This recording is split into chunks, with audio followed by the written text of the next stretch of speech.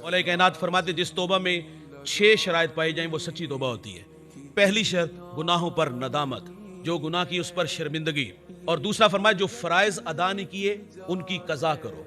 और तीसरा फरमाया अगर किसी का हक गस्ब किया है तो उसे वापस लुटाओ। यतीम का माल खाया है, बेवा का माल खाया है, भाई का माल खाया है, बहन का हक खाया है, अगर किसी का हक गस्ब किया है, हदीस के लफ्ज हैं अगर किसी ने किसी का 1 इंच भी दबाया होगा ना तो अल्लाह क़यामत के दिन फरमाएगा कि जहन्नम के पैंदे में फलां जगह इसकी अमानत पड़ी है, जाओ उठा के ले आओ।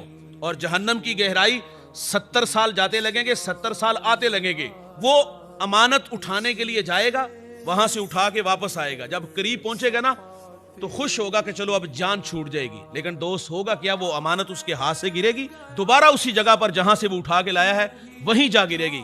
और ये अजाब उसको एक बार नहीं बार बार दिया जाएगा। किसी का हक गस्ब किया तो वापस लुटाओ। और एक फरमाया किसी से झगड़ा किया है, गाली दी है, थप्पड़ मारा है, नाराज किया है, रिश्ता तोड़ा है, तो फरमाया उससे माजरत करो। झगड़ा किया है तो माजरत करो। 3 दिन से जायद नाराज रहने का हुक्म नहीं, नाराजगी हो जाए तो माजरत कर लो। 30-30 साल हो गए नहीं बोलते हम। और एक फरमाया कि पुख्ता इरादा करो कि दोबारा गुनाह नहीं करेंगे। ये 5वीं निशानी।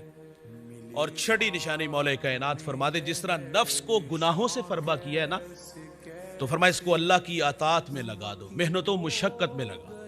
हजरत हातम असम एक बहुत बड़ा नाम गुजरा है। आप फरमाते गुनाह से इस तरह नफरत करो जिस तरह माजी में उससे मोहब्बत करते थे। और जब गुनाह याद आए तो अल्लाह से माजरत करो।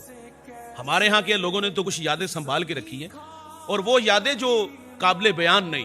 तोबा तो ये है कि जब गुनाह याद आए तो अल्लाह से माफी मांगो। और हकीम लुकमान अपने बेटे को नसीहत करते थे, आप फरमाया करते थे बेटा तोबा में ताखीर ना करना, मौत अचानक आ जाती है। इंसान की फितरत में भूल जाना है, गुनाह का हो जाना मुमकिन है।